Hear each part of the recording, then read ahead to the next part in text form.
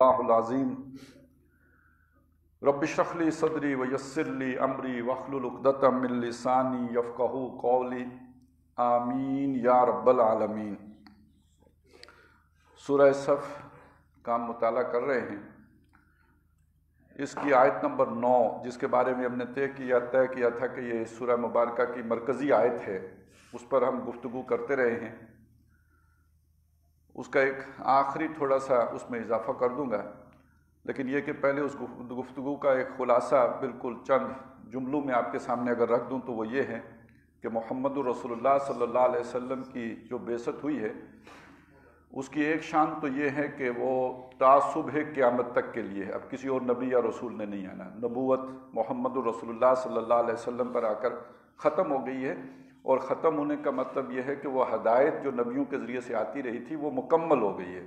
ختم اس معنی میں نہیں جیسے گلاس سے پانی ختم ہو جائے، بلکہ کام ختم ہونے کے معنی میں، جیسے آپ نے گلاس بھر لیا تو اب مزید بھرنے کا کام ختم ہو گیا کہ وہ لبالب ہو گیا۔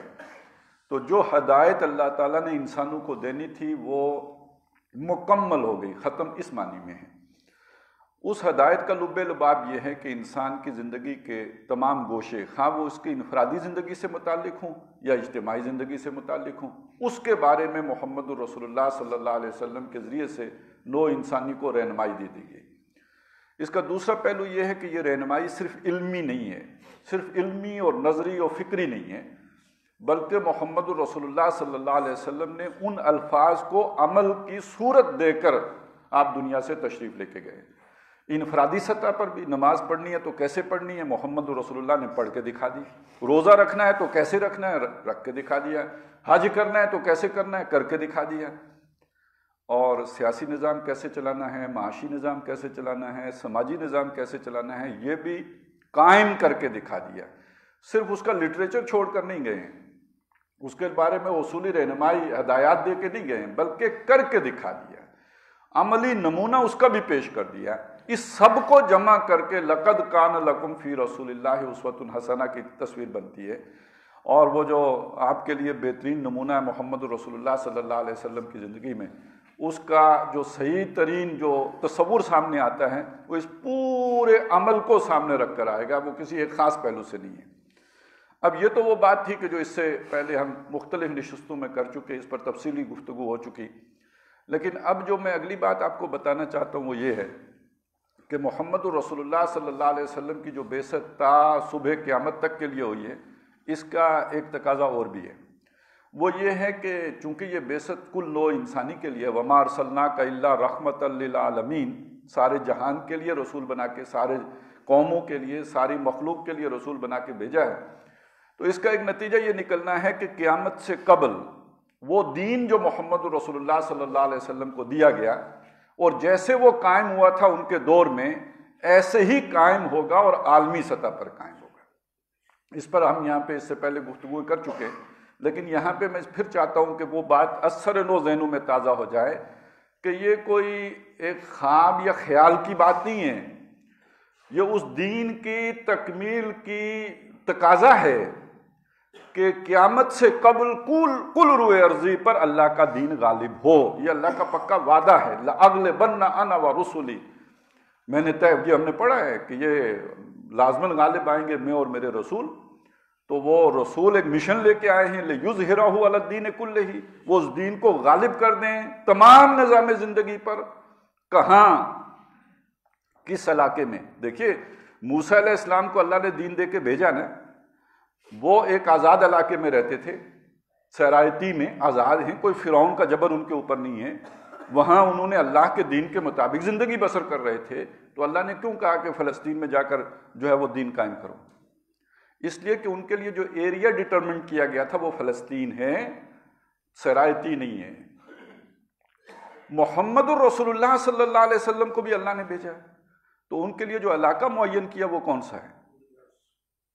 اگر تو آپ کہیں کہ وہ عربوں کے رسول تھے تو پھر کام مکمل ہو گیا، اگر وہ کہیں آپ کہیں کہ وہ صرف ایشیا کے رسول تھے پھر بھی کہیں کام مکمل ہو گیا، لیکن اگر آپ کہتے ہیں وہ ساری زمین کے لیے، گلوب کے لیے، ساری قوموں کے لیے رسول بنا کر بھیجے گئے تو پھر تو کام مکمل نہیں ہوا۔ ابھی ہنوز تشنہ تکمیل ہے۔ اور یہ بات بھی آپ کو امت پوری میں پورے زور سے اگر کوئی کہتا نظر آئے گا تو وہ علامہ اقبال ہی ہے، وقت فرصت ہے کہاں کام ابھی باقی ہے، نور توحید کا اتمام ابھی باقی ہے۔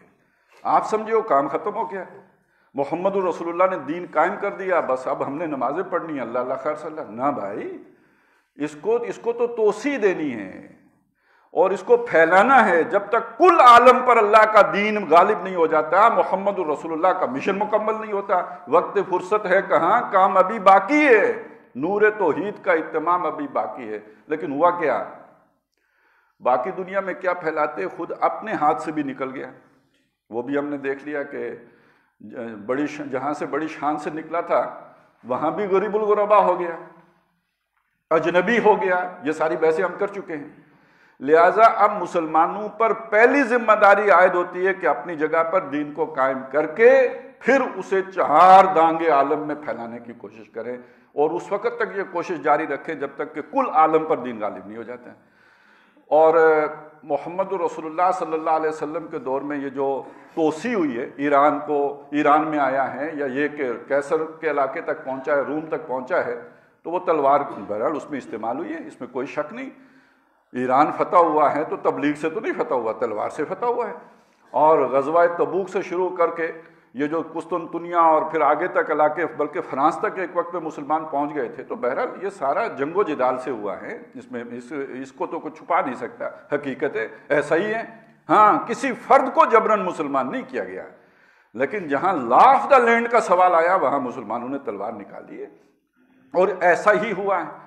آج کے دور میں ایک فرق پڑ گیا ہے۔ دیکھیے، پہلے تلوار کیوں استعمال کرنی پڑتی تھی کہ عوام اور حق بات کے درمیان بادشاہ لوگ جو ہے وہ دیوار برلن بن کے حائل ہوتے تھے، بات پہنچتی نہیں تھی۔ اب دنیا جسے ہم کہتے ہیں گلوبل ولیج بن گئی، اب بات پہنچانا بہت آسان ہو گیا۔ اب اگر کہیں روس میں انقلاب آتا ہے نا تو بغیر جنگ کیے ہوئے وہ لاطینی امریکہ تک پہنچ جاتا ہے، اس لیے کہ وہ آئیڈیالوجی پوزس کر لیتی ہے، لوگ اس آئیڈیالوجی سے متاثر ہو جاتے ہیں، اور لوگوں کے کانوں تک وہ بات پہنچنے میں یا آنکھوں تک رسائی میں کوئی شے بیچ میں رکاوٹ نہیں رہتی۔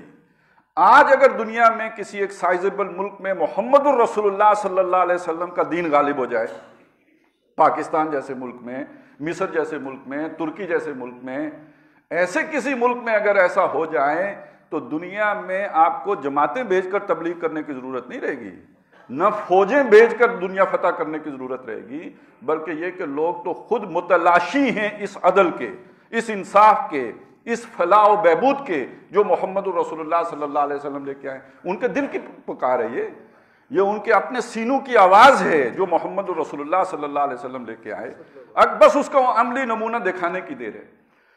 یہ ڈاکٹر جاوید اقبال فوت ہو گئے ہیں، لیکن وہ جب وہ ریٹائرڈ ہوئے اور اس کے بعد انہوں نے دورے کیے، جب یہ 9 آزاد ریاستیں تھیں جو روس سے جن تازہ جن کو آزادی ملی تھی، تو ان کی طرف سے ان کے سامنے، چونکہ علامہ اقبال کا 2/3 کلام تو وہ ہے نا جو فارسی زبان میں ہے، اور ان علاقوں میں تمام پڑھے لکھے لوگ فارسی سے واقف ہیں، تو علامہ اقبال کے فکر سے بھی واقف ہیں۔ تو جسٹس جاوید اقبال صاحب کو انہوں نے بڑا پروٹوکول دیا آؤ بھگت کی، تو ان کے سامنے جو تقاضا رکھا وہ صرف ایک تھا، تقاضا یہ تھا کہ آپ ہمیں اس اسلام کا کوئی ماڈل دکھا دیں، کیونکہ ہم تو آزاد ہوئے نا، ہم چاہتے ہیں کہ اس کو امپلیمنٹ کریں۔ اب ہم پر کوئی پابندی نہیں رہی ہے، لیکن ہمارے پاس اس کا کوئی ماڈل نہیں ہے۔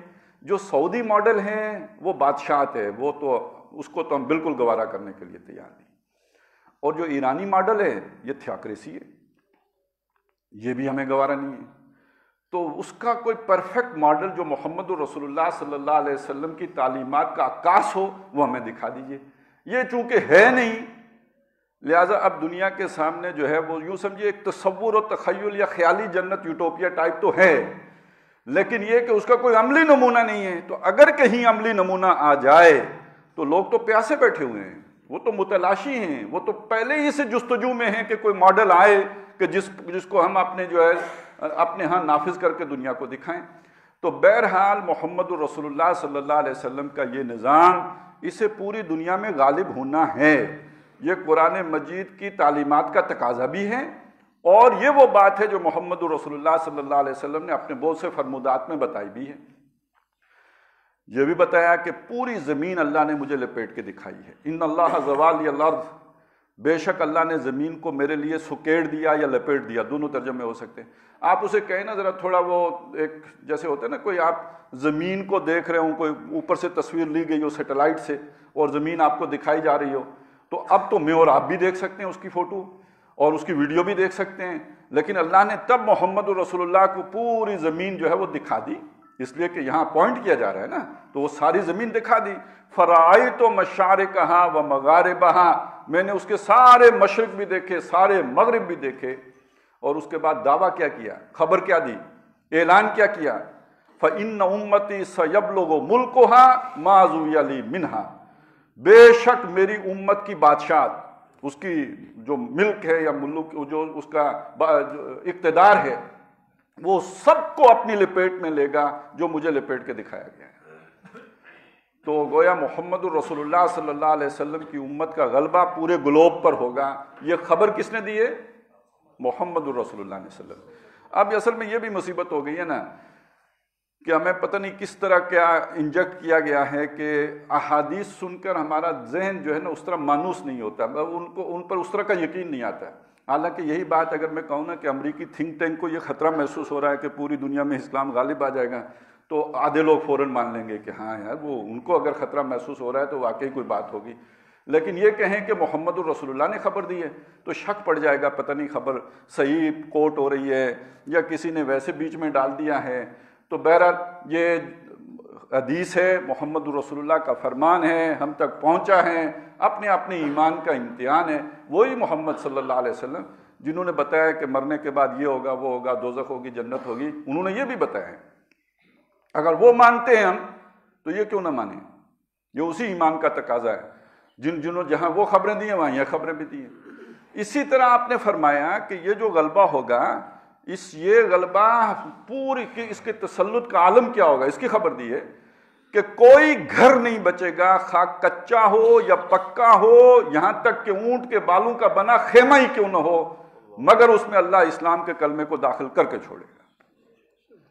اچھا، یہ جو داخلہ ہوگا یہ ایسا نہیں کہ چلیں جی ٹی وی پہ لا الہ الا اللہ پڑھ دیا کسی نے تو جی داخلہ ہو گیا، بے عز عزیز او ذل ذلیل، یہ اس کلمہ داخل ہوگا اتھارٹی کے ساتھ، اپنی سند کے ساتھ داخل ہوگا، یعنی جو اسے قبول کرے گا اسے عزت ملے گی، جو نہیں قبول کرے گا بے ذل ذلیل، اسے ذلیل کر کے داخل ہوگا۔ اب یہ ذرا کڑوی سی بات ہے، لیکن یہ کہ جو اسلام کو قبول نہ کرے اس کی ایک اسلامی ریاست کے اندر حیثیت کیا ہوتی ہے؟ یہ 2 جمعے پہلے مجھے کہتے ہوئے زیادہ شرم محسوس ہوتی، جھجک محسوس ہوتی، کیونکہ لوگوں کو سمجھ نہیں آتی، بندہ ڈرتا ہے یار بات کر کے خام خواہ ایک نئی فرکشن پیدا ہو جائے گی، نئی کنٹروورسی جنم لے لے گی۔ تو اس پہ تو ہم سب کو شکریہ ادا کرنا چاہیے مودی صاحب کا، انہوں نے بتا دیا ہے کہ جو ہمارے مذہب کو نہیں مانے گا نا وہ سیکنڈ ریٹ سٹیزن ہو کے رہے گا۔ یہ در حقیقت ہماری پالیسی ہے، یوت الجزیۃ عن یدن، وہ جزیہ دے گا اپنے ہاتھ سے، وہم صاغرون، اور چھوٹا بن کے رہے گا، برابر کا شہری تو نہیں ہے۔ یہ جو تصور ہے کہ جی ہم برابر ہیں، یہ تو محمد رسول اللہ کا دیا ہوا تصور نہیں ہے، یہ اللہ تبارک و تعالیٰ کا دیا ہوا تصور نہیں، یہ قرآن مجید کی آیت ہے جو میں نے آپ کو سنائی ہے، سورہ توبہ میں آئی ہے کہ وہ جو غیر مسلم ہیں انہیں جزیہ دینا ہوگا اپنے ہاتھ سے، وَهُمْ صَاغِرُونَ، صغیر سے ہے صاغرون، اور وہ صغیر بن کے رہیں گے۔ اس کا یہ مطلب نہیں کہ وہ کمی کمین بن کے رہیں گے، یہ مطلب نہیں ہے۔ صغیر بن کے رہنے کا مطلب یہ ہے کہ ان کو ظاہر ہے قانون، جس جگہ پہ قانون سازی ہو رہی ہو قرآن و سنت کے مطابق، جو نہ قرآن کو مانتا ہو نہ سنت کو مانتا ہو، وہ اس قانون سازی میں کیسے شریک ہوگا؟ معقولیت بھی تو کسی شے کا نام ہے نا۔ اسی طرح جہاں جہاد کا مطلب یہ ہو کہ اللہ کا کلمہ سربلند ہوگا، جہاد کا مطلب کیا ہے؟ اللہ کا کلمہ سربلند کرنا ہے۔ یہ مطلب نہیں ہے کہ مال و غنیمت حاصل کرنا ہے اور کشور کشائی کرنی ہے، نہ مال غنیمت نہ کشور کشائی، شہادت ہے مطلوب و مقصود مومن، نہ مال غنیمت نہ کشور کشائی۔ تو جہاں مطلب یہ ہو کہ میں جہاد اس لیے کر رہا ہوں کہ مجھے شہادت ملے، مطلب یہ ہو کہ جہاد اس لیے کر رہا ہوں تاکہ اللہ کا کلمہ سربلند ہو، جو نہ کلمے کو مانے نہ آخرت کو مانے، تو وہ اس جہاد میں کیوں شریک ہو بھائی؟ اس کی کوئی تکی نہیں بنتی۔ تو یہ بات سمجھ لیجئے کہ بہرحال ان کے حقوق پھر برابر تو نہیں رہنا۔ اگر وہ افواج میں شامل نہیں ہو سکتے، اگر وہ قانون سازی میں شامل نہیں ہو سکتے، وہ حقوق تو برابر نہیں رہے۔ ہاں انسانی حقوق ہیں، ان کو جو جان کا تحفظ حاصل ہوگا، ان کے عقیدے کا تحفظ کیا جائے گا، ان کی عبادت گاہوں کا تحفظ ہوگا، اور یہ جو بھی ان کی بلکہ ان کو جو ویلفیئر اسٹیٹ ہوگی تو اس میں سے جو ان کا حق بنتا ہے، اگر کوئی معذور ہے، کوئی کسی کو کوئی مسئلہ ہے، اس کو وظیفہ بھی ملے گا۔ اس سطح پر، انسانی سطح پر تو بالکل برابر ہوں گے، لیکن بالکل ایکول سٹیزن ہوں یہ تو نہیں ہو سکتا۔ وہ ہم صاغر ہوں، چھوٹے بن کے رہیں گے۔ مسلمان زکوٰۃ دیں گے، وہ جزیہ دیں گے، تو یہ فرق تو آ گیا نا، ایک جیسا قانون تو نہیں ہوا نا، قانون میں فرق ہو گیا۔ تو یہ چھوٹے بن کے رہنا ہوگا، انہیں یہ اپنی حیثیت قبول کرنی ہوگی۔ تو اس اعتبار سے دیکھا جائے تو اسلام اس کے گھر میں بھی داخل ہو گیا، مگر اس کا سٹیٹس جو ہے وہ کمتر بنا گیا۔ تو یہ صرف کسی آلے کی مدد سے داخل ہونا تو یہ نہیں ہوا نا، اس نے تو اس کے پورا سٹیٹس میں ہی تغیر کر دیا۔ تو یہ اسلام داخل ہوا بے عز عزیز او ذل ذلیل، جس نے اسلام قبول کیا اسے عزت دی اس نے۔ للہ العزت ولرسولہ وللمؤمنین، عزت اللہ کے لیے، اللہ کے رسول کے لیے، ایمان والوں کے لیے۔ تو جو ایمان لایا اسے عزت ملے گی، اور جس نے نہیں لایا اسے جزیہ دینا پڑے گا، چھوٹا بن کے رہنا پڑے گا۔ تو اسلام اس شان سے داخل ہوگا، اور کہاں؟ ہر گھر میں، پکے میں بھی، کچے میں بھی، اور اونٹ کے بالوں کے بنے خیمے میں بھی۔ اب آئیں یہ کب ہوگا، کس دور میں ہوگا؟ تو اس میں ایک حدیث آتی ہے جس میں حضور سے لے کر قیامت تک 5 ادوار کا ذکر ملتا ہے۔ پہلا دور ہے اس میں نبوت کا دور، محمد رسول اللہ صلی اللہ علیہ وسلم جب خود بنفس نفیس موجود ہیں، پہلا دور یہ ہے۔ تکون النبوۃ فیکم ما شاء اللہ ان تکون، نبوت تمہارے درمیان رہے گی جب تک کہ اللہ تعالیٰ چاہے کہ یہ رہے۔ ثم یرفعہ اللہ، پھر اللہ اس نبوت کو اٹھا لے گا۔ نبی صلی اللہ علیہ وسلم دنیا سے پردہ پوش ہو گئے، اور جب یہ نبوت اٹھ جائے گی اذا شاء، جب اللہ چاہے گا اٹھا لے گا، پھر کیا ہوگا؟ دوسرا دور آئے گا، ثم تکون خلافتا علی منہاج النبوہ، پھر خلافت قائم ہوگی جو ٹھیک نبوی طریقے پر ہوگی، وہ اس کی ایکسٹینشن ہوگی، اس میں فرق کوئی بھی نہیں ہوگا۔ صرف وہ پہلا دور نبوت کا دور ہے، یہ دور ہو گیا خلافت کا دور۔ اور اس میں اور اس میں، بلکہ یہ کہ اس میں تو مزید ترقی ہوئی ہے، مزید بہتری آئی ہے، وہ نظام میچور ہوا ہے۔ جو شان آ کے حضرت عمر رضی اللہ تعالیٰ عنہ کے دور میں ظاہر ہوئی ہے، وہ تو خود حضور صلی اللہ علیہ وسلم کے دور میں بھی نہیں تھی۔ تو یہ جو خلافت بعد اعتبارات سے، تو اس میں بڑی بلندی آئی ہے، اسلام نے بڑے اونچے دن دیکھے۔ پھر یہ دور رہے گا، فتکون، یہ رہے گا ما شاء اللہ ان تکون، جب تک کہ اللہ تعالیٰ چاہے کہ یہ رہے۔ ثم یرفعہا، پھر اللہ اس کو بھی اٹھا لے گا، اذا شاء یرفعہا، جب وہ اسے اٹھانا چاہے گا۔ یہ دو ہو گئے۔ ثم یکون ملکن اعظم، پھر ملک آ جائے گا۔ اب دیکھیے حضور فرق کر رہے ہیں، ایک ہے خلافت، ایک ہے ملک، جسے ہم کہتے ہیں ملوکیت، بادشاہت۔ خلافت ختم ہو گئی، اور یہ بادشاہت ہوگی بھی کیسے؟ اعظم، کاٹ کھانے والی بادشاہت ہوگی، ظالم۔ وہ تو پھر آپ کو پتہ ہی ہے نا کیا کچھ ہوا ہے۔ اگر حضرت حسین رضی اللہ تعالیٰ عنہ شہید ہو گئے، اور ہر حق پرست عالم دین کے ساتھ جو کچھ ہوا، جو امام مالک کے ساتھ ہوا، جو امام ابو حنیفہ کے ساتھ ہوا، جو امام احمد بن حنبل کے ساتھ ہوا، یہ تو بڑے بڑے لوگ ہیں، ان کے ساتھ اگر یہ ہو گیا تو کوئی اور اگر عدل و قسط کا نام لے کے کھڑا ہوا ہوگا، اس کا کیا کچھ ہوا ہوگا، وہ آپ سوچ سکتے ہیں۔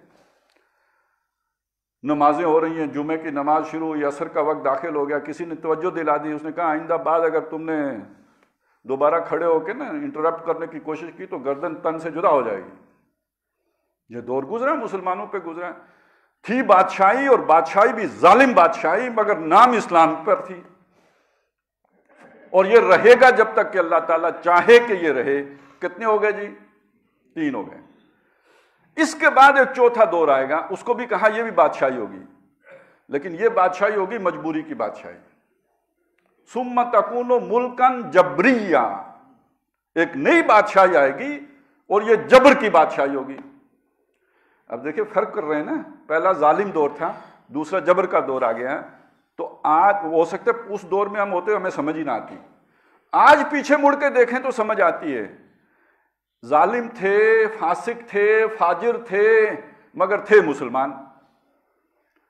اور ایک اور فرق بھی ہے، آپ اور میرے درمیان کوئی جھگڑا ہو گیا، ان کے پاس ہم لے کے گئے تو انہوں نے ہمارے درمیان فیصلہ شریعت کے مطابق کرنا ہے. جتنی بھی عدالتیں ان میں قاضی بیٹھے ہوئے ہیں، فیصلے قرآن و سنت کے مطابق ہو رہے ہیں. آج بھی لوگ کہتے ہیں نا قرآن و سنت کو نافذ کر دو، تو یزید کے دور میں قرآن و سنت نافذ تھے، قانون نافذ تھا قرآن و سنت کا. اور اکبر کے دور میں بھی اوپر تو آ گیا تھا دین اکبری، نیچے بیٹھے ہوئے قاضی جو فیصلے کر رہے تھے وہ کس قانون کے مطابق فیصلے کر رہے تھے؟ شریعت کے مطابق فیصلے کر رہے ہیں. لیکن یہ سارے بادشاہ کون ہیں؟ یہ تھے مسلمان، اور مسلمانوں کے درمیان فیصلے اسلامی قانون کے مطابق کر رہے ہیں. اور ہائر لیول، سیاسی لیول پر، معاشی سطح پر، وہاں پہ ظلم آ گیا ہے. اب جو دور آیا ہے وہ غیر اقوام آ گئی ہیں. کہیں انگریز آئے ہیں، کہیں ولندیزی آئے ہیں، کہیں پرتگالی آئے ہیں. مسلمان غلام ہو گئے، مجبور ہو گئے. اب مسلمانوں کا قانون بھی نہیں رہا، اب شریعت بھی نہیں رہی. اب فیصلے بھی انگریز قانون کے مطابق ہونے لگے، فرانسیسی قانون کے مطابق ہونے لگے. یہ مجبوری کا دور ہے. اور یہ مجبوری کا دور آج تو بالکل اوریاں ہو چکا ہوا ہے. آج اس مجبوری نے معاشی مجبوری کی صورت اختیار کر لی ہے. اب یہ IMF ہے تو ورلڈ بینک ہے. وہ عسکری غلبہ تو ختم ہوا، 1947 میں ہم آزاد ہو گئے، پھر کبھی وہ لیبیا آزاد ہو گیا، اور مسلمان ملک آزاد ہوتے چلے گئے. لیکن کیا مجبوری ختم ہو گئی؟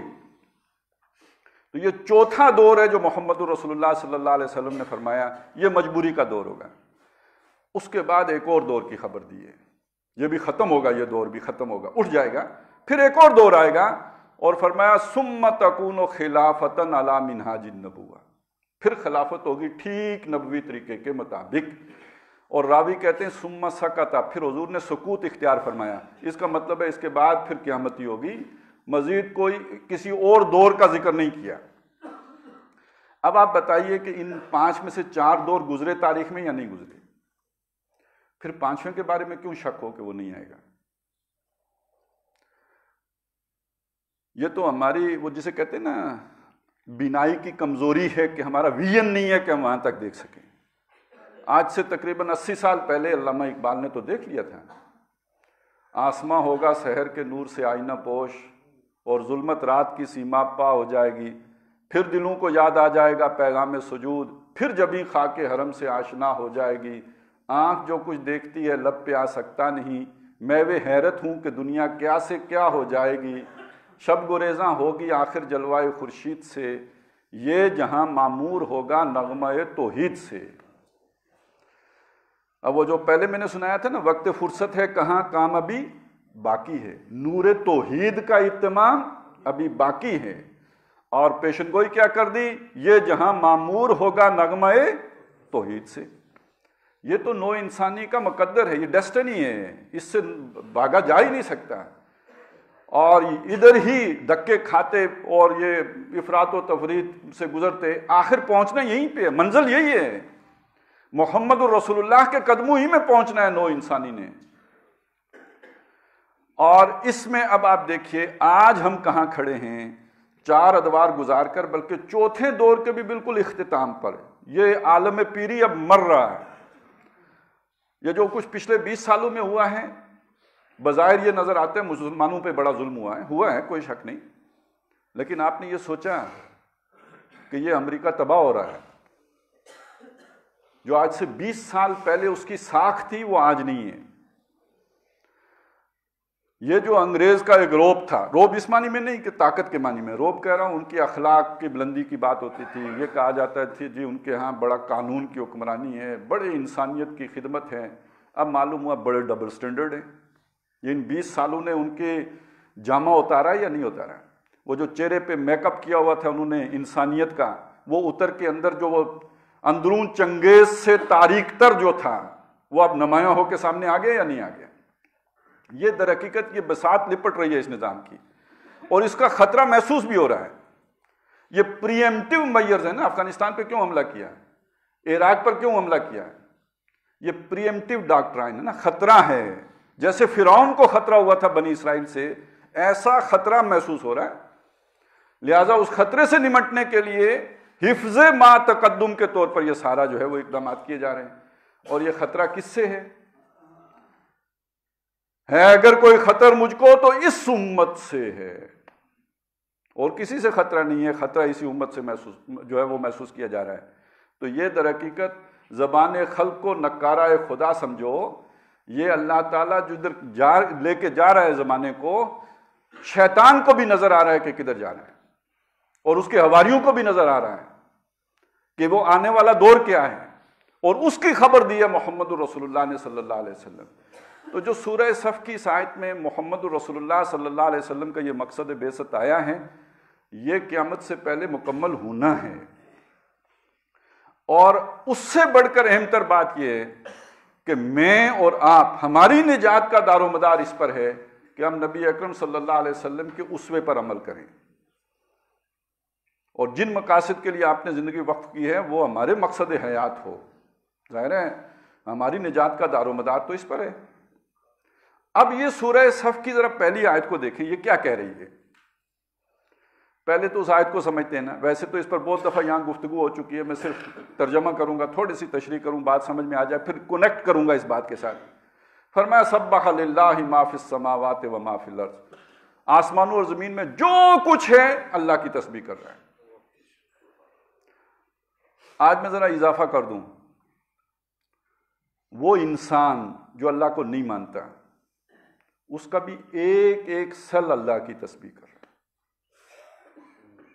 وہ خود تو نہیں کر رہا ہے، جہاں اس کا اختیار ہے وہاں تو وہ شیطان کی پیروی کر رہا ہے، لیکن اس کا ایک ایک رواں جسم کا، اس کا ایک ایک سل، سب اللہ کے حکم کے تابع فرمان ہے.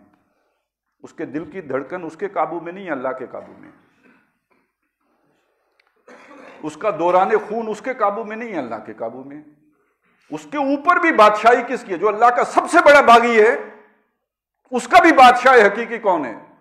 اللہ ہے. تو پتا پتا، بوٹا بوٹا، کافروں کے جسم کا ذرہ ذرہ کس کی تسبیح کر رہا ہے؟ اللہ کی کر رہا ہے. سبح للہ ما فی السماوات و ما فی الارض، اور ہمیشہ سے کرتا آیا ہے، ہوتی رہی ہے یہ تسبیح، آگے بھی ہوتی رہے گی. وَإِن مِّن شَيْءٍ إِلَّا يُسَبِّحُ بِحَمْدِهِ، کوئی شے نہیں ہے مگر اس کی تسبیح کرتی ہے اس کی تعریف کے ساتھ. وَلَٰكِن لَّا تَفْقَهُونَ تَسْبِيحَهُمْ، لیکن ان کی تسبیح کو تم نہیں سمجھ سکتے. ہر شے کو اللہ نے کوئی نہ کوئی نطق دی ہوئی ہے جس سے وہ تسبیح کرتی ہے. آخرت میں آپ کو پتہ ہے نا، ہمارے ہاتھ پاؤں جب گواہی دیں گے تو ہم ان سے کہیں گے بھئی یہ لما شاہدتم علینا، تم نے ہمارے خلاف کیوں گواہی دے دی؟ وہ جواب کیا دیں گے؟ قالوا انطقنا اللہ الذی انطق کل شیء، اس اللہ نے ہمیں بلوا دیا جس نے ہر شے کو بلوایا ہے. ہم نہیں جانتے لیکن ہر شے بول رہی ہے، اور وہ جو بول رہی ہے اس کے مطابق اللہ کی تسبیح کر رہی ہے. وَهُوَ الْعَزِيزُ الْحَكِيمُ، وہ زبردست بھی ہے، حکمت والا بھی ہے. اب دونوں آیتوں کو جوڑ کے دیکھیں. محمد الرسول اللہ کی بعثت ہوئی ہے تاکہ اللہ کا دین قائم ہو. تم محمد الرسول اللہ کے ماننے والے ہو، تمہارا کام کیا ہونا چاہیے؟ جو محمد الرسول اللہ کا کام ہے. اور اگر تم دین کے صرف اس گوشے پر عمل کرو کہ اللہ کو یاد کر رہے ہو، بیٹھے ذکر کر رہے ہو، تسبیح پکڑ کے بیٹھے ہوئے ہو، کہیں گٹھ میں جا کے بیٹھ گئے ہو، کوئی خانقاہ تم نے پکڑ لی ہے، جنگل میں ڈیرا ڈال لیا ہے، معاشرے سے کٹ گئے ہو، جہاد نہیں کر رہے ہو، دین کے غلبے کی جد و جہد نہیں کر رہے ہو، تو تم میں اور ذرے ذرہ جو اللہ کی بندگی میں لگا ہوا ہے کوئی فرق تو نہیں رہا. اللہ کی عبادت تو ہر شے کر رہی ہے، جو ہر شے اللہ کے حکم کے تابع ہے. سورج دائیں بائیں نہیں ہو سکتا، چاند دائیں بائیں نہیں ہو سکتا، کائنات کا کوئی بڑے سے بڑا کوئی سیارہ دائیں بائیں، ستارہ دائیں بائیں نہیں ہو سکتا، نہ کوئی ذرہ دائیں بائیں ہو سکتا ہے. اسی رخ پر چلے گا جس پر اللہ نے اسے چلایا ہے. اور تم بھی اگر صرف تسبیح کی حد تک محدود رہے تو تم میں اور ان اجرام سماویہ میں اور جو بھی یہ پتے بوٹے ہیں ان میں فرق کیا رہے گا؟ برابر ہو گئے نا، جبکہ تم اشرف المخلوقات ہو. تمہیں تو بہت اعلیٰ بنایا گیا ہے، تمہارا نسب العین ان پتوں بوٹوں سے بلند ہونا چاہیے، جڑی بوٹیوں سے اونچا ہونا چاہیے۔ اچھا، یہ علامہ اقبال نے اس پہ بھی بڑی روشنی ڈالی ہے،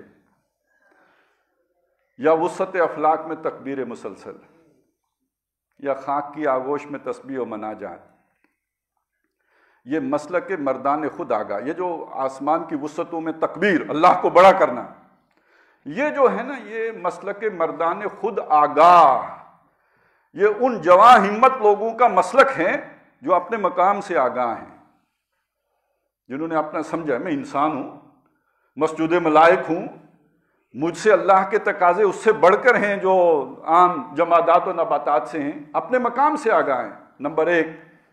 اور ایک بات اور بھی ہے، وہ خدا مست ہیں، اللہ کی محبت میں مست ہیں۔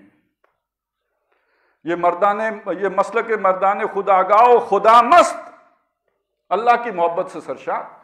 تو محبت کی ایک قسم یہ ہو سکتی ہے کہ جو آپ کو کہیں کسی کونے میں بٹھا دے اور اللہ کی یاد میں لگا دے، اور محبت کی ایک قسم وہ ہے جو محمد رسول اللہ نے سکھائی ہے، اللہ کی خاطر نکلو، اللہ کے دین کے غلبے کی جد و جہد کرو، اللہ کی بادشاہت کو منواؤ، اللہ کے باغیوں کے مقابل کھڑے ہو جاؤ۔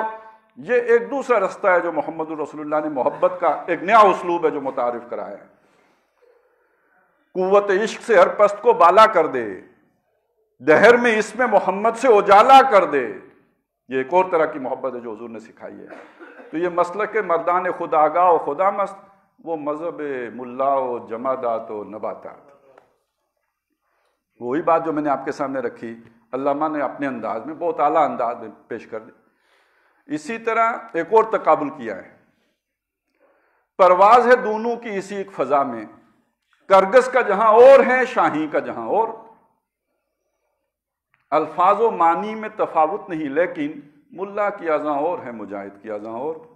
اللہ اکبر دونوں کہیں گے، اللہ اکبر۔ ایک اللہ اکبر وہ ہے کہ جس کا مطلب یہ ہے میں کسی اور کو بڑا نہیں مانتا، سب سے بڑا اللہ ہے۔ یہ تو کلمہ بغاوت ہو گیا ہوگا جہاں فرعون ہو، اس کے سامنے جب آپ اللہ اکبر کہیں گے۔ اور آج میں اور آپ کعبے کی چھت پر چڑھ کے اللہ اکبر کہیں، کسی پر کوئی کانوں پہ جوں بھی نہیں رینگے گی، کیونکہ انہیں معلوم ہے یہ صرف قول ہے، یہ اللہ اکبر پتے اور بوٹے بھی کہہ رہے ہیں، اور یہ انسان نے بھی جو کہا اس میں اور اس میں کوئی فرق نہیں ہے۔ ایک وہ جو توحید عملی کا تقاضا یہ ہے کہ اللہ اکبر کہا، اب اللہ کی بڑائی کو منواؤ، وَرَبَّكَ فَكَبِّرْ، اپنے رب کو بڑا کرو، وَكَبِّرْهُ تَكْبِيرًا، اسے بڑا کرو جیسے بڑا کیا جاتا ہے۔ یہ صرف اللہ اکبر کہنے سے تو بات نہیں بنے گی، اس کی بڑائی کی جد و جہد کرنی پڑے گی، اس کے لیے محنت کرنی پڑے گی، اس کے لیے تن من دھن لگانا پڑے گا، قربانی دینی پڑے گی، تب بڑا ہوگا۔ اور یہ سارا کچھ محمد رسول اللہ نے کیا یا نہیں کیا؟ تو یہ سبح للہ ما فی السماوات و ما فی الارض وہو العزیز الحکیم۔ اگلی آیت میں صرف اس کا ترجمہ کر دوں اور اس کانٹیکسٹ میں آپ کے سامنے رکھ دوں، پھر اس پہ گفتگو انشاءاللہ اگلے جمعے کریں گے۔ یہ بات کہنے کے فوراً بعد براہ راست خطاب ایمان والوں سے، کافروں سے نہیں، ایمان والوں سے، یا ایھا الذین آمنوا، اے وہ لوگوں جو ایمان لائے ہو، لما تقولون ما لا تفعلون، کیوں کہتے ہو وہ بات جو کرتے نہیں ہو؟ باقی معنی بعد میں دیکھیں گے، اس سیاق و سباق میں معنی کیا ہیں؟ میرا تعلق محمد الرسول اللہ سے ہے، میں ان کا نام لیوا ہوں، میں ان سے محبت کرتا ہوں، ان کے مشن کی طرف مڑ کے دیکھتے نہیں، یہ تمہارا منہ نہیں ہے یہ بات کہنے کا، کیوں کہتے ہو؟ اللہ سے تعلق ہے، اللہ کو مانتا ہوں، اللہ کی بڑائی کا قائل ہوں، اس کے لیے کوئی محنت ہی نہیں کرتے۔ لما تقولون ما لا تفعلون، پھر تمہیں کوئی اللہ اکبر کہنے کی بھی ضرورت نہیں ہے، پھر تمہیں کوئی محمد الرسول اللہ کا عاشق ہونے کا دعویٰ کرنے کی بھی ضرورت نہیں ہے۔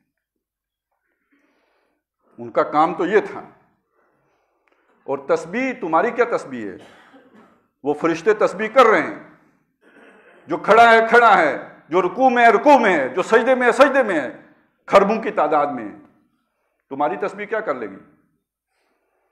پتا پتا، بوٹا بوٹا، ذرہ ذرہ تسبیح کر رہا ہے، تم نے نہ کی تو کیا فرق پڑ جائے گا؟ تم سے تو کچھ اور چاہیے تھا، तुम वो नहीं कर रहे तो ये दावे भी मत करो।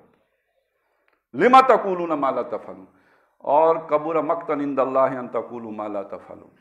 तुम्हारी तस्बीह से अल्लाह खुश होगा?